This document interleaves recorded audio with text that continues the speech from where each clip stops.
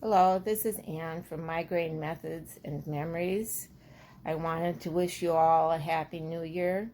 I wanted to back up from my last vlog where I told you about my third hospitalization. The doctor had placed me on an IV medication that is known to them as DHE, which stands for dihydroergotamine.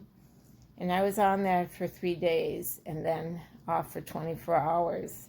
And after the 24 hours, my migraines came back. So the doctor placed me on another round of this with the same results. Interestingly enough, an RN told me that you could get rebound headaches from this. So when my fourth hospitalization came up, I told the doctor that I did not want to have any more DHE. But when I got to the hospital and was admitted, guess what they started? They wanted to put me on the DHE again. So I refused that. They did stabilize me on Keppra IV, which is an anti-seizure drug. I had been on it orally previously, but my husband complained that I was too crabby. I went home on what's called quetiapine, which is Seroquel. You may have heard of that. It's a psych med that helps to stabilize or to block the migraines. I ended up with side effects of hot flashes and agitation, and I asked the doctor to please change me to something else, which he did. He changed me to olazapine, which I am on now. I sleep very well with that, probably too well. It's difficult for me to wake up in the mornings. The other side effects I've experienced from this, I've gained 20 pounds, but I was quite underweight before, so that really hasn't created a problem. I want to take you back to when I retired from work. I went to the food stamp office, and they told me that we didn't qualify because we owned land. My husband is a farmer, and so in order to run a business, you have to have land. It didn't make any sense at all to me, being a business and expecting you to sell your business, essentially. So what I did is I did garden for trying to raise some food. I drained my 401k to help pay the bills, and because I was not 62 yet, I did have to pay a penalty for that. 2 months after that, I applied to Social Security disability. I still remember going to the office for that. I felt really sick that day with a migraine. The first application was refused. It took quite some time to hear from them. And my second application was also refused. By the third time, we decided that maybe I should go and see a lawyer. It's a disability lawyer. He asked me to get my medical records to help him work out the case. My insurance was through COBRA, which was 18 months of insurance from the hospital where I had used to work. When that ran out, I had to pay cash for my medication, and then someone introduced me to GoodRx, which did give some relief from the medications. The Methogen that I had told you about once before cost me well into a couple $100, and so I had to ask the doctor to change that. About that time, Obamacare came, and with the income, the way we our income made it possible for us to get it for no additional cost. But when we sold pieces of land, we did have to pay that all back. When my disability was approved, I had difficulty stopping the Obamacare. There was some kind of mix-up there. Fortunately, as far as my Part D for Medicare went, I was able to get that signed up for just in time. The next day, I would not have been able to do that because the time period ran out. It took 3 years for me to get my disability approved.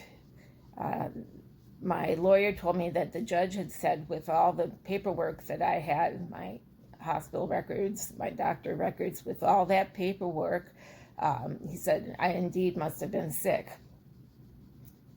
I wanted to go over some natural remedies with you. I'd given you a few last time, but I had heard from some relatives that their son was taking smoothies to help regulate his migraines. He had noted that after taking these smoothies for a month that he was starting to feel better, and after 3 months his migraines were gone. Now he puts into his smoothies, he puts in celery, carrots, kale, nut butters, puts in some fruit. I know pineapple is considered to be very good for migraines. And then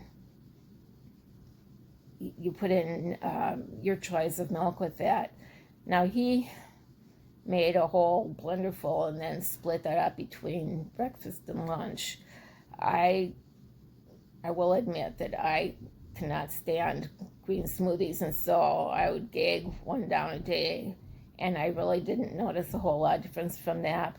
But I'm thinking perhaps for this relative that he must have been missing some type of nutritional vitamin or mineral or something, and that's why it helped him.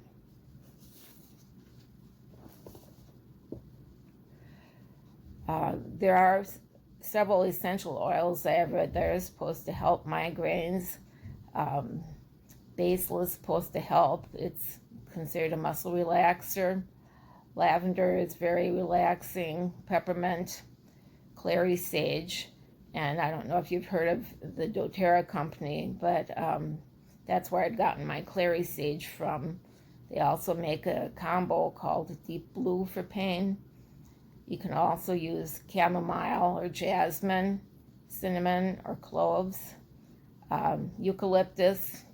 You do want to take note, though, if you have cats or dogs, to look up which oil you plan to diffuse or apply, because some of these essential oils can create some severe problems for your pets. It's very important to remain hydrated, drink lots of water. There is also a homeopathic remedy out called Highland's Migraine Relief. I tried that also with very little relief. And a friend of mine told me about the Vicky patch, VICI. It's called Vicky, by Vicky, and it's called Oh Migraine. It has several herbs in it, and I would love to try it, but I cannot tolerate ashwagandha, so that's out of that is not an option for me. But I did tell her that if she tries it, I'd like to know how well it works for her. You could probably get on the VICI site and check it out yourself.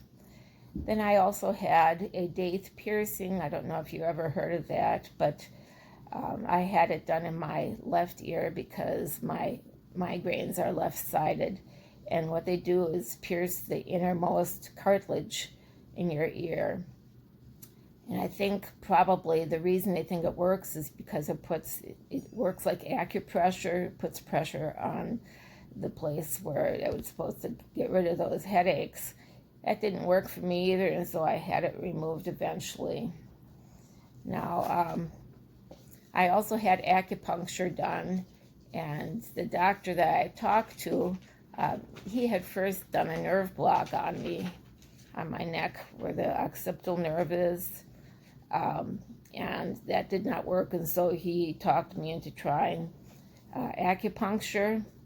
He told me that probably within 2 to 3 sessions that I would be able to have relief. Well, after 3 sessions, he says, well, you probably need uh, five five sessions. And so he went and convinced me to have another couple of sessions. I actually ended up with 6 sessions, and I would say probably the most relief I got out of this was maybe a half an hour at the most, generally 10 minutes at a time. So we decided for $90 a shot that was really way too expensive for the little bit of relief I got. I also tried CBD oil, and I would take 100 milligrams a day, and this I did for a year. And we appreciate that. Thank you for the likes. I would love to hear comments from you as far as questions. Not that I am a doctor, but I can answer some questions for you. And I would like to hear your stories too. Goodbye for now.